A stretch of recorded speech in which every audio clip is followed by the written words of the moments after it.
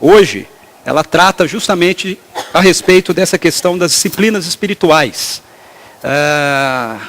E a gente quer convidar você a estar conosco ao longo desse mês aqui para a gente conversar um pouquinho a respeito dessa questão das disciplinas espirituais. Jesus, ele nos ensinou a orar, aquela oração que a gente chama de a oração do Pai Nosso, e nessa oração ele nos ensinou a dizer que venha o teu reino, seja feita a tua vontade, assim na terra como nos céus.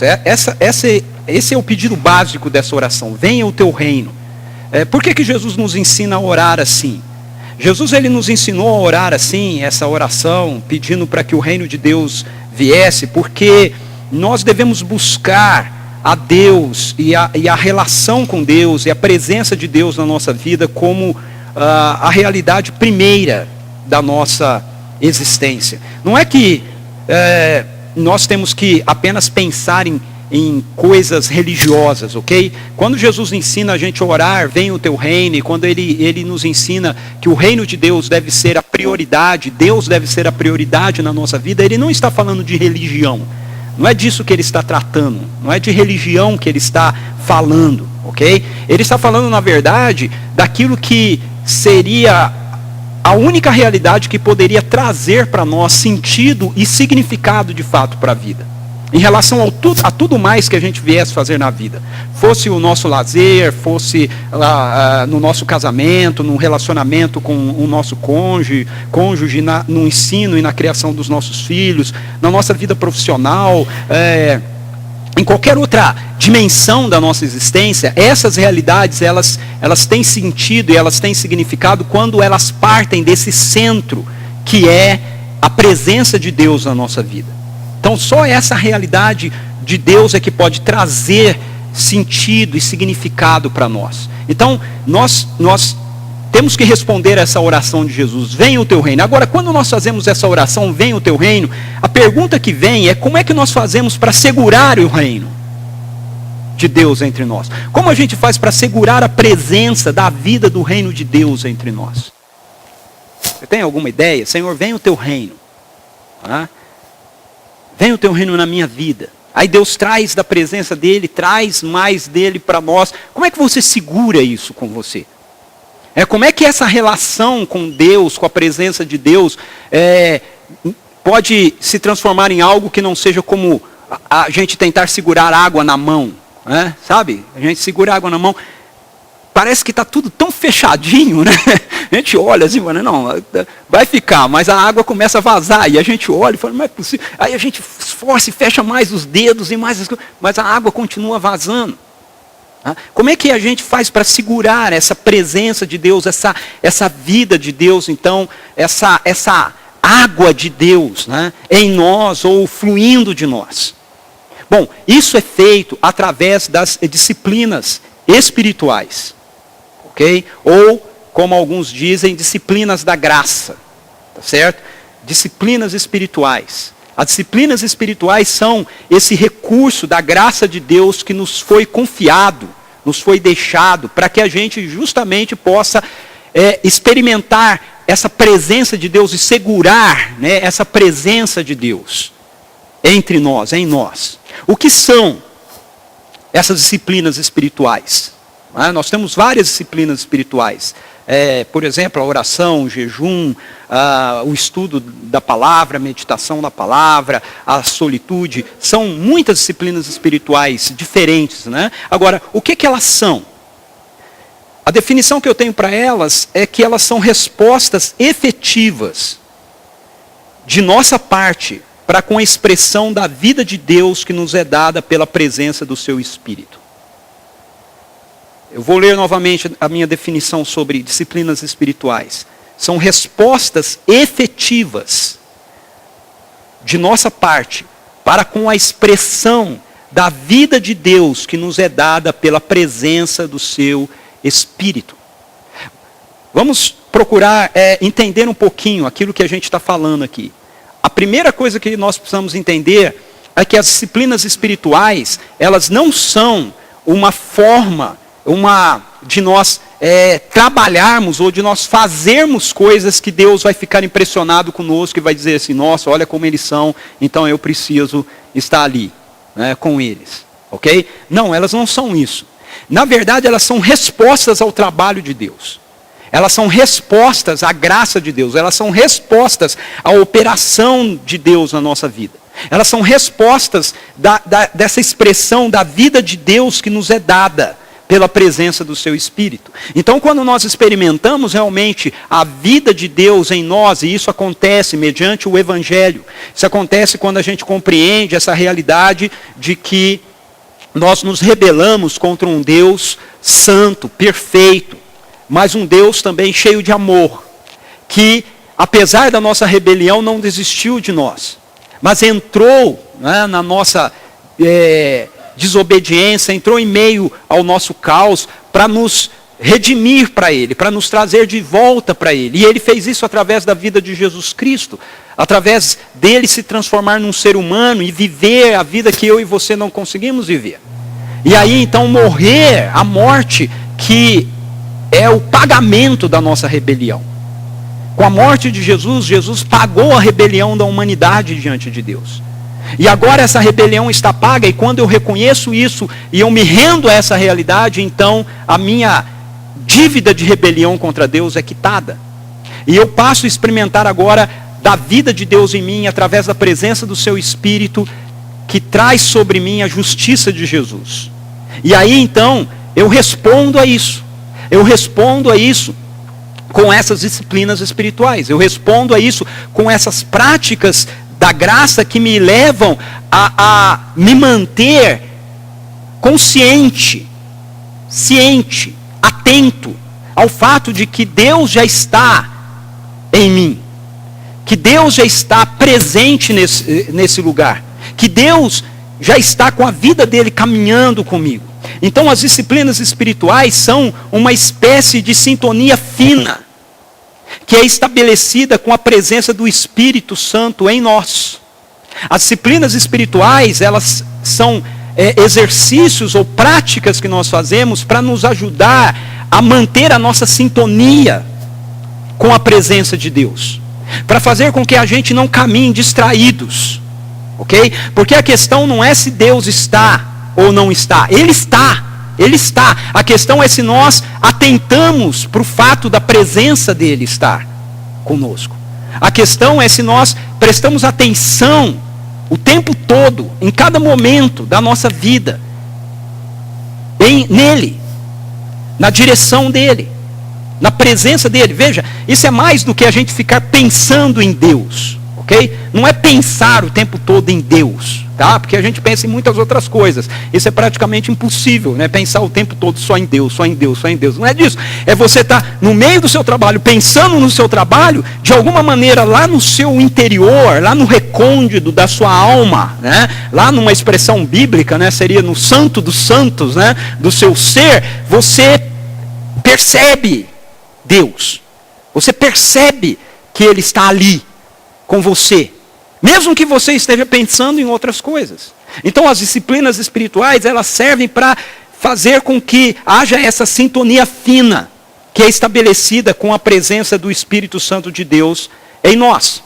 Como eu disse, há muitas disciplinas espirituais, e hoje eu quero tratar de uma delas. Nós vamos tratar de algumas ao longo dessa série, não de todas, mas de algumas. E algumas outras a gente vai estar tratando no 4 estações, né? Cada vez que acontece 4 estações a gente trabalha com uma disciplina espiritual. E hoje eu quero conversar com você um pouquinho a respeito da meditação nas Escrituras. Ok? Agora, quando a gente fala de meditação nas Escrituras, a gente precisa começar pensando um pouquinho, de forma um pouquinho mais geral, para entender do que a gente está falando. De acordo com a definição geral de meditação, eu coloquei uma definição que eu encontrei aí. Olha só, a meditação encontra-se no meio de 2 polos: a concentração e a contemplação. Essa é uma explicação geral, genérica, tá? De meditação. Então a meditação encontra-se no meio de 2 polos: a concentração e a contemplação. é comumente associada a religiões orientais. Geralmente, quando você fala de meditação, alguém sempre pensa em algum tipo de religião oriental. Ou então, por exemplo, as pessoas que sabem que eu treino karatê, né, que eu sou sensei, né, geralmente me perguntam: e você faz meditação? E você faz meditação? Né? Porque elas associam imediatamente essa ideia de meditação à questão oriental. Não é? Há dados históricos comprovando que ela é tão antiga quanto a humanidade, não sendo exatamente originária de um povo ou região, ou seja, não se constata nos estudos de onde surgiu, quem criou esse negócio de meditação. Okay? Desenvolveu-se em várias culturas diferentes e recebeu vários nomes diferentes. Floresceu no Egito, o mais antigo relato, na Índia, entre o povo maia e etc. Apesar da associação entre as questões tradicionalmente relacionadas à espiritualidade e essa prática, a meditação pode também ser praticada como um instrumento para o desenvolvimento pessoal em um contexto não religioso. Hoje em dia tem muito disso sendo feito. Muitas empresas, por exemplo, usam essa questão da prática da meditação com seus funcionários e tudo mais, para melhorar o desempenho deles, e não está relacionada a nenhuma religião, a nenhuma questão religiosa em si, ok? Embora a prática da mesma, na maioria das vezes, esteja relacionada a alguma perspectiva religiosa. Agora, aí que entra a questão. Isso é assim? É assim, só que não.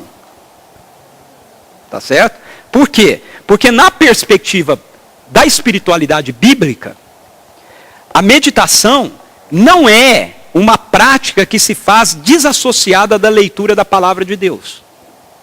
Então, na perspectiva bíblica, quando a gente lê as Escrituras, quando a gente olha para a perspectiva da meditação dentro do contexto da espiritualidade cristã, a gente nunca vai ver a meditação desassociada das Escrituras. Você nunca encontra uma direção, uma ordem de Deus dizendo para você meditar. Você sempre vai encontrar direção e orientações de Deus dizendo: medita nesta palavra, medita nesse livro, medita nessa lei, medita nestas coisas. Ok? Então a meditação na perspectiva da espiritualidade bíblica, ela sempre está atrelada às Escrituras. O Steve Timms, que é esse cara aí, ele é um pastor inglês, ele diz o seguinte: a espiritualidade bíblica não tem a ver com contemplação. Ele está pensando aqui na contemplação como esse exercício de você ficar esvaziando, né, a sua mente a ponto de você pensar em nada. Né? E aí você contemplar então a sua existência ou uma realidade, né, transcendente. Ok?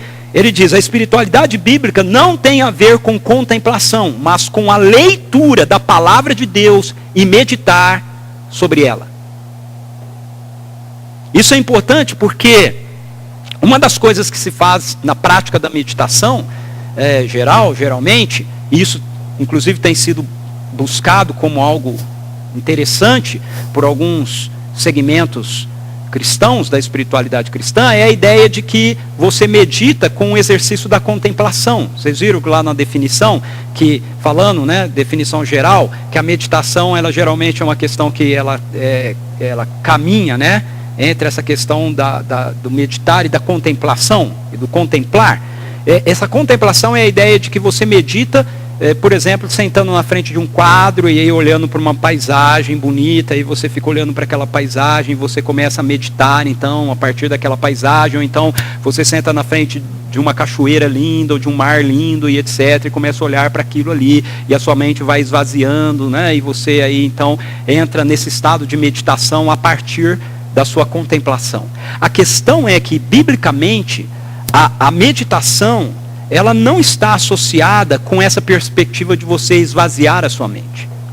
Não significa que você não possa contemplar, por exemplo, a natureza, né? E ver lá um monte lindo, né? Como a Babi lá, né? Nas pedras do Rei Leão, né? E tal, ou mar, alguma coisa assim, e seja errado. Não, na perspectiva bíblica isso pode até acontecer, mas na perspectiva bíblica, quando isso acontece, virá à sua mente alguma porção das Escrituras. Ok? Então eu contemplo, por exemplo, a natureza, por exemplo, eu vejo um cenário e aquilo me faz meditar quando eu olhando para esse cenário, por exemplo, vem na minha mente, né? Os céus proclamam a glória de Deus, o firmamento anuncia as obras de suas mãos. Um texto das Escrituras. Ok? De fato, a espiritualidade bíblica, ela é uma espiritualidade da palavra. Então a meditação, na perspectiva bíblica, ela sempre tem a ver com essa questão da gente meditar na palavra de Deus, da gente ler as Escrituras e da gente meditar nas Escrituras. Agora, por quê? Por que a gente deve fazer isso? Por que a nossa escolha, se a gente vai fazer uma escolha para praticar, né, a meditação, por que escolher meditar nas Escrituras? Por que não fazer a opção, por exemplo, eu vou escolher meditar do jeito que essas outras pessoas ensinam, olhando para um quadro, esvaziando a minha mente, olhando para uma paisagem bonita, né, e procurando chegar, né, num estado de, eles chamam isso de nirvana, né, num estado de nirvana, ok? Por que não escolher isso? Por que escolher meditar nas Escrituras? Eu quero convidar você para abrir, então, as Escrituras comigo. Não teria muito sentido a gente falar disso aqui sem abrir as Escrituras, ok? Então eu quero convidá-lo a abrir as Escrituras comigo no Salmo 1. Salmo de número 1. Ou ligar, né? Se a sua Escritura, né, estiver no seu celular, sua Bíblia estiver no seu celular, pode ligar. Só lembra de deixá-lo no vibracal, tá? O Salmo 1 e o Salmo 2 são dois salmos que abrem uma porção das Escrituras sagradas, das Escrituras bíblicas, que são chamadas de sabedoria, ok?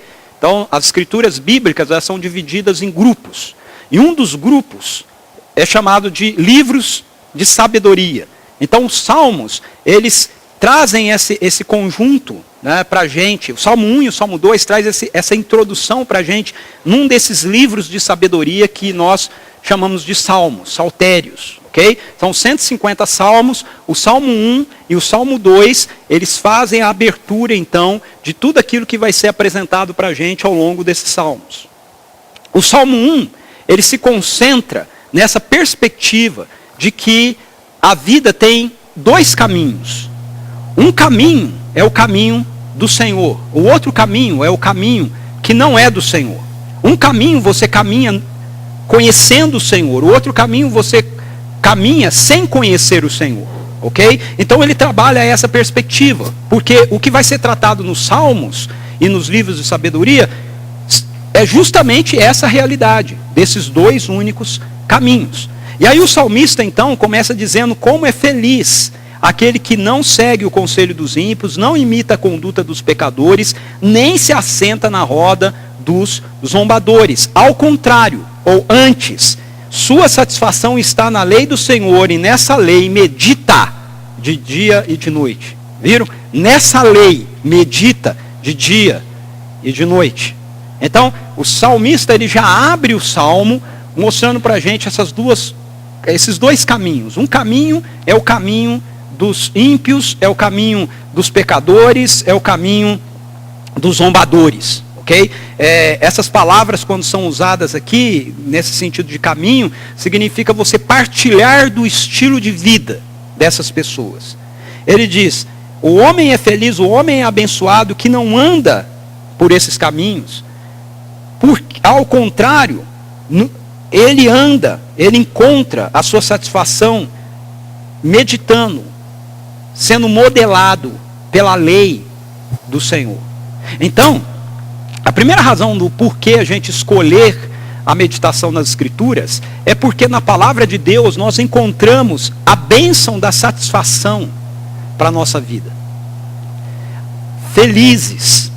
Como é feliz. A palavra que aparece aí no original, ela significa literalmente uma pessoa que é abençoada com a felicidade.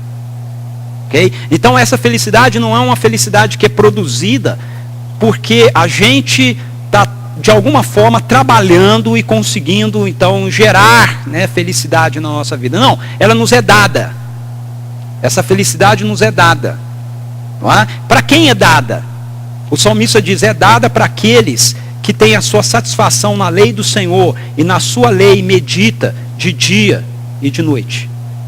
Então, a primeira razão pela qual eu e você deveríamos escolher a prática dessa disciplina espiritual, a meditação na palavra, é que quando nós fazemos isso, quando nós meditamos nas Escrituras, a nossa alma, a nossa vida, ela é tomada de significado, ela é tomada de sentido, ela é visitada pela real felicidade.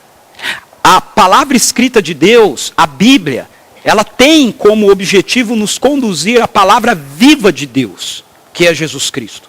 Por que nós somos abençoados por meditarmos nas Escrituras? Nós somos abençoados, por que nós somos abençoados? É em buscar a nossa satisfação na lei do Senhor, e na sua lei meditar de dia e de noite. É porque à medida que a gente medita na lei do Senhor, à medida que a gente busca o sentido e significado da nossa vida a partir daquilo que a gente procura nas Escrituras, aquilo que a gente está procurando nas Escrituras nos conduz à palavra viva, que é Deus, que é Jesus. Veja, em João capítulo 5, verso 39 a 40, Jesus discutindo com um grupo de religiosos, ele diz assim: vocês estudam cuidadosamente as Escrituras, porque pensam que nelas vocês têm a vida eterna. E são as Escrituras que testemunham a meu respeito, contudo vocês não querem vir a mim para terem vida. É extremamente importante nós entendermos que a satisfação que o salmista diz que nós temos na nossa vida, por não andarmos no caminho dos ímpios, não nos assentarmos no conselho dos pecadores, não imitarmos a conduta dos pecadores e não nos assentarmos na roda dos zombadores, mas, ao contrário, buscar a satisfação da nossa vida, a direção da nossa vida, a orientação da nossa vida na lei do Senhor e nela meditar de dia e de noite, não é porque a lei do Senhor é o nosso fim, ok?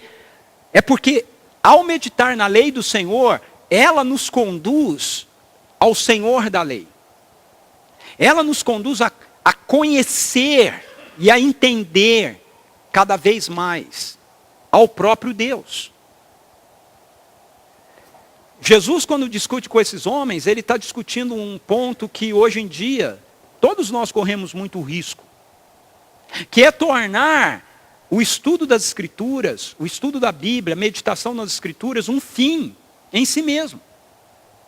Quando o nosso estudo da Bíblia se torna um fim em si mesmo, ou seja, o nosso único objetivo ao ler a Bíblia, ao estudar a Bíblia, é a gente conhecer e a gente saber mais sobre as coisas que a Bíblia fala para nós, o que isso vai gerar em nós é arrogância. Não é satisfação, é arrogância. Nós nos tornaremos pessoas arrogantes. Nós vamos começar a agir dizendo, eu sei mais da Bíblia do que fulano, eu sei mais da Bíblia do que ciclano, eu sei mais disso do que você. Você não sabe tanto quanto eu, a minha teologia é melhor que a tua. Então a gente começa a vivenciar essas disputas quando a nossa meditação das Escrituras vira um fim em si mesmo. Vira apenas o objetivo de nós conhecermos mais da própria Bíblia. Essa é a questão de Jesus com aqueles fariseus, com aqueles religiosos da sua época. Ele diz, olha, vocês estudam, e veja, ele diz que eles estudam cuidadosamente, não estudam de qualquer jeito, estudam mais do que qualquer um de nós que estamos aqui, estudam cuidadosamente as Escrituras, porque vocês pensam que nelas, nas Escrituras, vocês têm a vida eterna, mas as Escrituras que vocês estão estudando, elas testemunham que a vida eterna está em mim, as Escrituras testemunham a meu respeito. Jesus diz, mas vocês não querem vir a mim para terem vida. Então, o alvo da meditação nas Escrituras não é que eu conheça mais sobre a Bíblia. O alvo da meditação das Escrituras é que eu seja conduzido a Jesus. Quanto mais eu leio as Escrituras, quanto mais eu medito nas Escrituras, mais eu sou conduzido por elas, à pessoa de Jesus, a entender quem Jesus é, a conhecê-lo, a adorá-lo, a me render a Ele, a exaltá-lo, a reconhecer que Ele e o seu governo é que devem estar regendo a minha vida, e não a minha própria vontade. Lá em Lucas capítulo 24, verso 27, Jesus conversando com 2 dos seus discípulos que estavam meio confusos por causa da sua morte, esqueceram da parte da ressurreição, e Jesus já tinha ressuscitado, estava andando com eles pelo caminho, e eles estavam tristes, porque eles achavam que toda a esperança tinha se desfeito com a morte de Jesus. O texto diz que Jesus, começando por Moisés, se referindo a uma parte do Antigo Testamento, e indo por todos os profetas, falando do restante das Escrituras, do Antigo Testamento, explicou-lhes o que constava a respeito dele em todas as Escrituras. Veja, então, quando eu medito nas Escrituras, as Escrituras têm para mim, apresentam para mim, vários princípios, ok? Para a minha vida, e que podem ser aplicáveis à minha vida, não tem nada de errado com isso. Mas, o fim das Escrituras não é apenas me dar princípios. O fim das Escrituras é me dar uma pessoa. Então, quando eu medito nas Escrituras, a meditação cristã não é uma meditação que visa esvaziar a sua mente. Ok? A meditação cristã é uma meditação que visa levar você ao encontro. A meditação cristã não é uma meditação que faz com que visa fazer você ser mais conhecedor da Bíblia. A meditação cristã, ela visa levar você a um encontro. Bom, por isso aqui, na prática, deixa eu te ajudar com isso, né? Na prática, você já pode ficar bastante tranquilo com esse negócio e começar a ler a Bíblia, né? Com esse negócio de que, eu não leio a Bíblia porque eu não entendo. O objetivo primeiro da Bíblia não é você entendê-la. Ok? Você vai entender. Tá? Não estou dizendo que não é importante entender a Bíblia ou usar do seu raciocínio. Isso tudo é importante, mas isso não é o principal. O principal da Bíblia é você se encontrar com a palavra viva que ela revela. Ok? Então comece a ler a Bíblia com menos preocupação de você tentar entender, e pensando mais assim: enquanto eu ler eu vou ter um encontro, enquanto eu ler eu vou ter um encontro, enquanto eu ler eu vou ter um encontro, enquanto eu ler eu vou ter um encontro. Comece a pensar mais assim: eu vou ler a Bíblia e eu vou ter um encontro com esse Deus. Esse Deus, na pessoa do Espírito Santo de Deus, ele vai começar a te ajudar a entender as Escrituras. Mas você não começa por entender as Escrituras, você começa com visar um encontro, buscar um encontro com esse Deus. Isso pode acontecer de repente com imediatamente você entendendo as Escrituras. Joia, que bom. Mas pode também acontecer com você não entendendo algumas coisas das Escrituras. Mas você vai ter um encontro. E isso vai fazer você começar a entender aquilo que Deus quer que você compreenda e que você conheça das Escrituras. Aí você diz para mim assim: mas Ricardo, não é importante eu entender as Escrituras? Sim, é importante você entender as Escrituras, mas por isso que Deus deu dons à igreja, e por isso que um desses dons é o do mestre. Ok? A parte mais importante da sua relação pessoal com as Escrituras não é a compreensão de fatos ou de detalhes da Escritura. Por isso tem mestres. Por isso o Espírito Santo deu mestres para a igreja. Por isso eu estou aqui. Eu ensino, explico. Tá certo? O seu objetivo primeiro com as Escrituras, pessoal, é esse encontro com a palavra viva, que é Jesus. A nossa vida pode ser plenamente satisfeita apenas nesse relacionamento íntimo e crescente com Deus. É disso que o Salmo 1 está falando. Porque no Antigo Testamento, de fato, essa relação com a palavra, com a meditação da palavra, também visava essa conexão com Deus que revelava essa palavra. Ok? Esse mesmo Deus que se encarna na pessoa de Jesus. Mas deixa eu ir para frente. Segundo, por que escolher pela meditação das Escrituras? Meditação na palavra. E não outra forma qualquer de meditação. Porque na palavra de Deus nós encontramos sabedoria para uma vida bem-sucedida. Então, o objetivo primeiro das Escrituras é um encontro com a pessoa que ela revela. Mas é o primeiro, não é o único.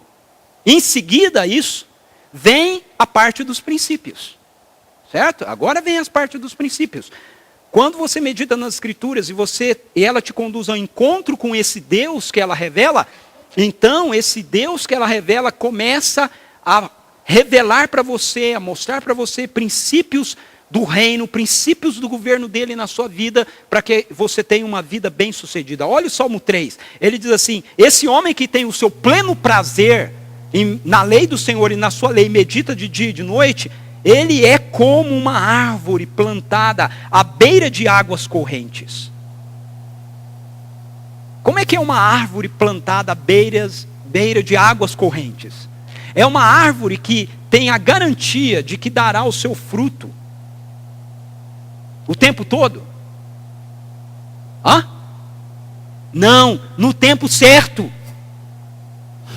Primeiro princípio de sabedoria de Deus: se você tem uma vida de relacionamento com Ele, sua vida vai produzir frutos. Esses frutos virão, é um fato, e eles virão no tempo certo. Não é sua responsabilidade se esforçar, né, para tentar dar fruto. Vai dar fruto, porque se você estiver se relacionando com Deus, se você estiver buscando e meditando nas Escrituras com esse fim, de as Escrituras te levar a esse encontro com esse Deus pessoal, então a vida dele que está em você é como esse rio, aonde a árvore está plantada. E ela garante que você vai produzir frutos. Frutos diferentes e frutos sempre no tempo certo. Agora, o salmista diz: suas folhas não murcham. Eu acho interessante isso. Fruto vem na nossa vida em tempo certo, mas a beleza na nossa vida é constante. Fruto tem a ver com aquilo que Deus vai produzir através de nós. Tem a ver com obras que vão ser realizadas através de nós. Mas beleza, folhas verdes o tempo todo tem a ver com caráter. O nosso caráter vai ser constante. O nosso caráter vai ser contínuo.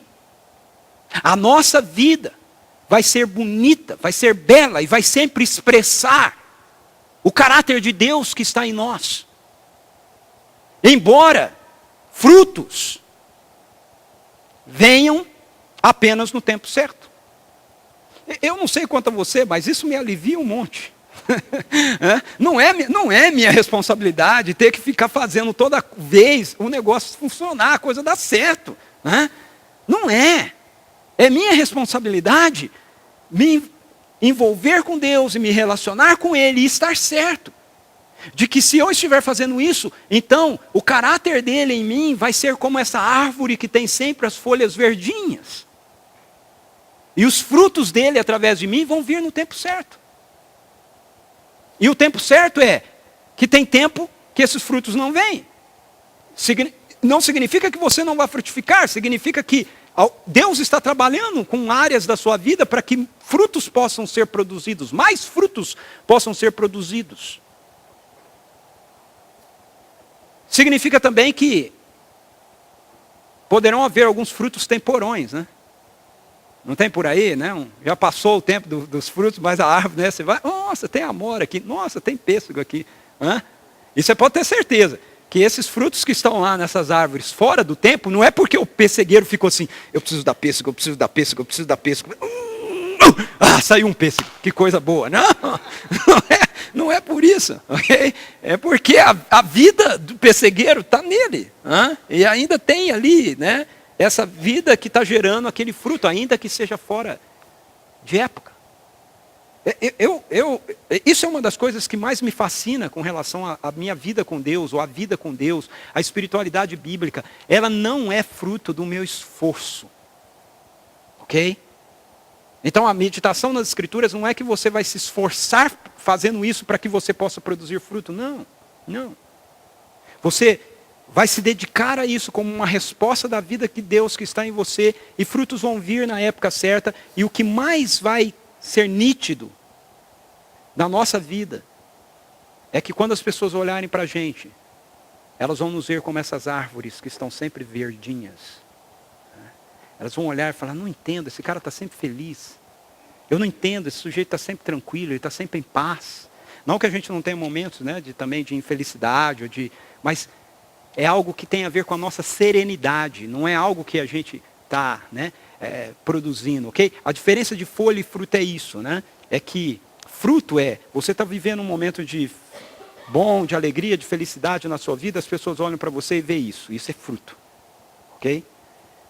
Folha verde você está passando por um momento de desgaste, tribulação, você está angustiado, mas mesmo em meio a isso as pessoas olham para você e veem serenidade. Serenidade. Elas sabem que você está enfrentando problema, você sabe que está enfrentando problema, você muitas vezes está angustiado com isso, mas de alguma forma, lá dentro da gente, essa água que flui, faz com que as pessoas olhem para nós e digam, puxa, mas no meio de tudo isso, essa pessoa ainda é uma pessoa diferente. O que nós mais almejamos, o que mais ansiamos, na maioria das vezes, não nós, mas a nossa sociedade propõe para nós, né, é que a gente tenha uma vida de sucesso, uma vida bem sucedida, não é verdade? O que é sucesso? Num livro que nós lemos, né, eu e a Suzy lemos, há uma definição de sucesso que diz assim, sucesso é descobrir qual a vontade de Deus e fazê-la. Sucesso é descobrir qual a vontade de Deus para a sua vida e fazê-la. O Deus que é revelado em Jesus Cristo é o nosso Criador. Ele é um Pai amoroso, que deseja, que tem como vontade o melhor acontecendo na vida dos seus filhos. O problema em relação à meditação das Escrituras, ao contrário da outra meditação, é que aquilo que a gente medita nas Escrituras precisa se transformar em ações práticas na vida da gente. Enquanto que na meditação genérica, você esvazia sua mente, depois você vai e volta a viver a sua vida da mesma maneira, na meditação cristã você não esvazia, você se enche com a palavra de Deus. Enche a sua mente, encharca a sua mente com a palavra de Deus. E aí quando você sai, essa palavra, ela precisa ser colocada em prática. Nós precisamos viver conforme o padrão daquilo que Jesus Cristo nos transmite na sua palavra. Porque senão, isso que nós estamos fazendo não vai ter sentido, não vai produzir sucesso, que é saber o que Deus quer que a gente faça e fazer.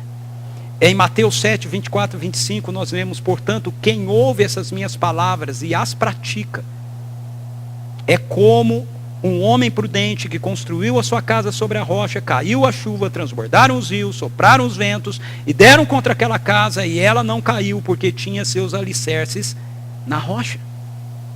Quando é que o alicerce da nossa vida está na rocha? Não é só quando a gente ouve, mas é quando aquilo que a gente ouve começa a se transformar na prática da nossa vida. A meditação bíblica, então, não é um esvaziar da mente, mas é um preenchimento da mesma com a verdade revelada e inspirada de Deus para a nossa vida. Como é que isso funciona? Isso funciona através da presença do Espírito Santo de Deus. Ou seja, como é que aquilo que a gente medita se torna prático na vida da gente? Como é que aquilo que a gente coloca na nossa mente, quando a gente está lendo as Escrituras e pensando nas Escrituras, se torna algo que vem fazer parte da nossa existência diária? Se eu falei que a gente não passa o tempo todo pensando, né, em Deus, ou pensando no que a gente leu. Como é que isso acontece? De acordo com Jesus, isso acontece por causa da presença do Espírito Santo em nós. Veja, ele diz assim, mas o conselheiro, o Espírito Santo, que o Pai enviará em meu nome, lhes ensinará todas as coisas e lhes fará lembrar de tudo o que eu lhes disse. Então a presença do Espírito Santo de Deus em nós, quando a gente medita nas Escrituras e a gente sai para viver a nossa vida diária e a gente começa a pensar nos contratos que a gente precisa fechar nas nossas negociações na empresa, quando a gente está lá na academia, né, treinando, quando a gente está em casa almoçando com a família, quando a gente está tendo que disciplinar o nosso filho, orientá-lo, nesse viver diário, ok? No meio dessas coisas, o Espírito Santo de Deus que está habitando em nós, vai fazer a gente se lembrar daquilo que a gente meditou, daquilo que a gente leu. Então não é que vai ficar aqui na sua mente, né? Você fica pensando o tempo todo, não. É que está lá dentro de você. E no seu dia a dia, diante dos mais diversos desafios, aquilo que está lá dentro, o Espírito Santo traz à tona. Nas mais diversas situações. Ele traz, vem, e você lembra. Eu não estou falando aqui de você lembrar um versículo bíblico, ok? Eu estou falando de você lembrar um princípio, a palavra. Às vezes você vai lembrar de um versículo bíblico propriamente dito, mas a maioria das vezes o que você vai lembrar, na verdade, é de um princípio, de uma realidade, que aquilo que você meditou, trouxe para dentro de você, o Espírito Santo vai usar para lançar para fora, na sua mente, nas suas atitudes. E um último motivo que eu gostaria de dar para você do porquê escolher a meditação na Escritura, no lugar de qualquer outra meditação, é porque na palavra de Deus nós encontramos com Deus da palavra. Aí você vai dizer assim, mas você já falou isso no primeiro. Exatamente. O Salmo, ele fecha assim. Ele é interessante porque ele fecha assim. Ele abre com essa ideia de que nós escolhermos a meditação na palavra vai fazer a gente caminhar através da palavra, um encontro com a palavra, e ele fecha com a palavra viva, que é Jesus, que é Deus, e ele fecha com essa mesma ênfase. No verso 6 ele diz assim, pois o Senhor aprova o caminho dos justos, mas o caminho dos ímpios leva à destruição. Essa é a tradução da NVI, que a gente usa. Mas eu quero que você leia a tradução seguinte, que é uma variante, uma possibilidade de tradução do hebraico. Ok? Diz assim, pois conhecer o Senhor é o caminho do justo. É diferente, não é? Pois o Senhor aprova, ou numa outra tradução, o Senhor conhece o caminho dos justos. Aqui quem é o sujeito do conhecer é o Senhor. Mas nessa outra tradução, o Senhor é objeto do conhecer. Pois o conhecer o Senhor é o caminho dos justos. Qual é o caminho que Deus chama para eu e você andarmos? É o caminho que nos conduz a uma vida de intimidade, de conhecimento cada vez maior dele, de comunhão com ele. E, particularmente, eu gosto mais dessa tradução. Ele diz, o caminho dos ímpios, porém, conduz à destruição. Por que eu gosto mais dela? Eu gosto mais dela, primeiro, porque ela faz mais sentido com o que é dito antes. Ele diz assim, antes o que ele diz? No verso 4 e 5 ele diz assim, não é o caso dos ímpios. São como palha que o vento leva, por isso os ímpios não resistirão no julgamento, nem os pecadores na comunidade dos justos. Pois o conhecer o Senhor é o caminho dos justos. O Senhor, os ímpios não conhecem o Senhor. Os ímpios não estão no caminho do Senhor. Por isso o que resta para eles é destruição. Mas os justos andam no caminho do Senhor, pelo conhecimento do Senhor. Mas uma outra razão pela qual eu gosto mais dessa tradução é que no original, o particípio hebraico aí, né? A palavra que aparece aí é iodea, é um particípio, conhecer, né? Na verdade é conhecendo, ok? É um particípio. E ele está no estado construto.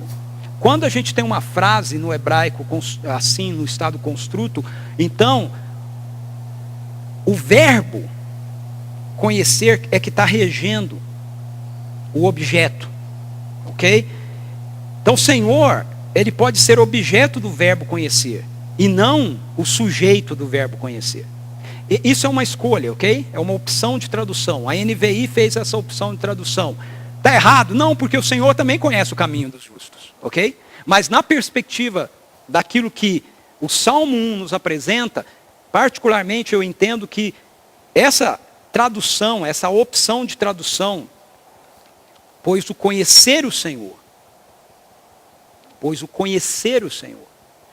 literalmente seria, pois conhecendo o Senhor é o caminho dos justos. Os justos, o caminho dos justos é essa vida contínua de conhecimento de Deus. O objetivo final, então, da meditação bíblica é a comunhão íntima com Deus. A gente precisa entender que existe uma diferença básica na perspectiva da espiritualidade bíblica para qualquer outra forma de espiritualidade no que diz respeito a Deus. A espiritualidade bíblica propõe para a gente que Deus é alguém pessoal. Deus é uma pessoa. E como tal, Ele quer falar pessoal e diretamente com cada um de nós. Deus não é uma energia, uma força impessoal, ou pessoal, mas muito distante, não. Ele é uma pessoa, e como uma pessoa, Ele quer se relacionar comigo e com você. Ele quer falar com cada um de nós. Deus quer nos ensinar a estarmos atentos, então, à sua presença, a fim de que nós possamos aprender a ouvir o que Ele está nos dizendo, e entender o que é que Ele está nos chamando para fazer com Ele, para nos envolver com Ele. Tem o seu lugar, e é muito importante isso que nós estamos fazendo aqui, o ensino das Escrituras. É muito importante o ensino das Escrituras nos processos de discipulado, aconteçam eles nos pequenos grupos, nos encontros que a gente tem, dos ministérios, é muito importante isso. Mas eu e você precisamos compreender que Deus é pessoal. E Ele quer essa relação pessoal com cada um de nós. Ele quer que você anseie e deseje conhecê-lo mais pessoalmente. E pessoalmente não é mais pessoalmente Ele apenas. É você pessoalmente conhecê-lo mais. Ok? Então eu quero encerrar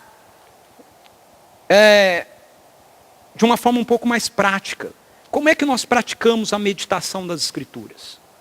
Nós vimos o porquê escolher a meditação das Escrituras no lugar da meditação oriental, transcendental, acidental, né? Ou seja, qual for. Okay? Escolha a meditação das Escrituras. Vemos o porquê. Agora, como? Como a gente faz isso? Então eu vou te dar algumas dicas aqui. Ó. Se você nunca fez. Se você já fez e tem o teu método, usa teu método. Tá? Excelente. Se você nunca fez, eu vou te dar uma direção, umas dicas. Primeiro, escolha um local adequado para ler a Bíblia. Como nós falamos, a meditação cristã é meditação na palavra, nas Escrituras. Ok? Então você tem que ler a Bíblia.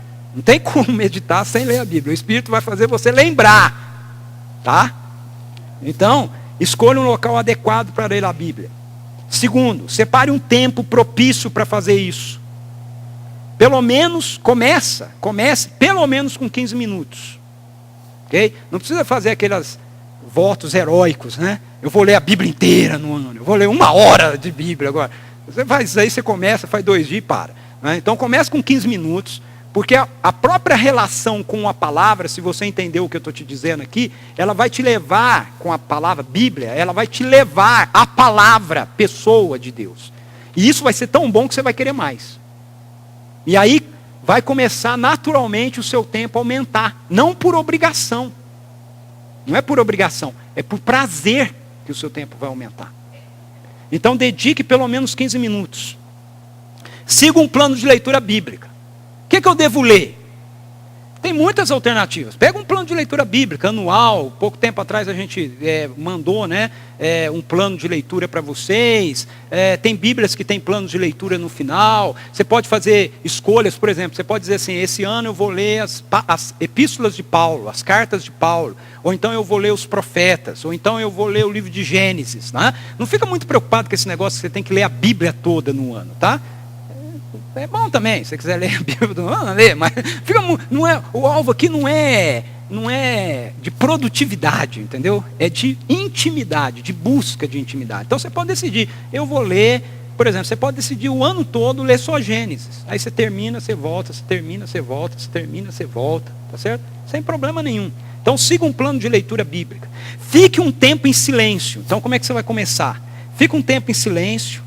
E peça para Deus falar com você através da palavra. Esse livro, o diferencial dele com qualquer outro é que o autor está nele. Tá? O autor não é o cara que escreve, depois ele fica lá e você compra o livro e leva embora. Esse autor aqui, ele está nele, está no livro. Está nele. Então peça, fala assim, Deus, eu vou ler a Bíblia. Fala comigo. Fala comigo. Aí você lê o texto. Começa a ler o texto que você escolheu. Lê, tipo, 15 minutos, né? Então 15 minutos de leitura, de meditação. Então você vai gastar aí uns 10 minutos, talvez lendo a Bíblia. 7 minutos lendo a Bíblia, ok. Ou então determina, eu vou ler um capítulo, 2 capítulos. Ok. Você lê o texto. Quando você lê o texto, presta atenção que algumas coisas vão ficar para você do texto. Ok? Não fica preocupado assim, eu tenho que entender. Lê o texto, tá certo?